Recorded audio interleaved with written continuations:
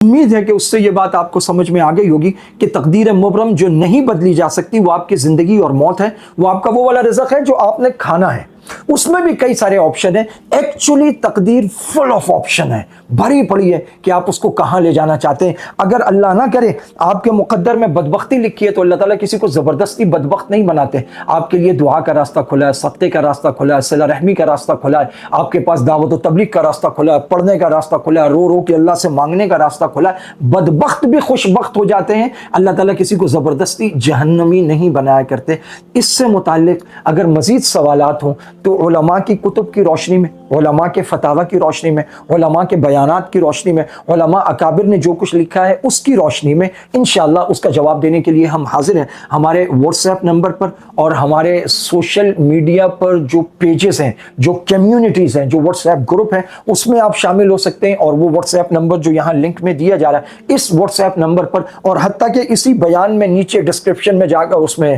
Comments box میں جا کر آپ کمنٹس کر کے اپنا نمبر لکھ کے اپنا سوال لکھ دیں، انشاءاللہ اللہ نے چاہا اس کا جواب دینے کی کوشش کی جائے گی۔ لیکن بحیثیت پاکستانی، بنگلہ دیشی، افغانی، انڈین جو ہمارا بر صغیر ایشیا میں مزاج ہے، مولوی صاحب یہ آپ نے کیا کہا، یہ مفتی صاحب 2 نمبر ہے، فلاں مفتی نے یہ کہا، یہ مفتی کس طرح کی بات کر رہا ہے، یہ بات تو میں نے سنی نہیں۔ اگر آپ نے امریکہ دیکھا نہیں تو اس کا مطلب یہ نہیں ہے کہ امریکہ دنیا میں موجود نہیں ہے، امریکہ ہے، آپ نے نہیں دیکھا۔ تو اس کو علم کی دنیا میں کہا جاتا ہے، عدم علم کو عدم وجود مستلزم نہیں ہے۔ اگر آپ کو کسی چیز کا علم نہیں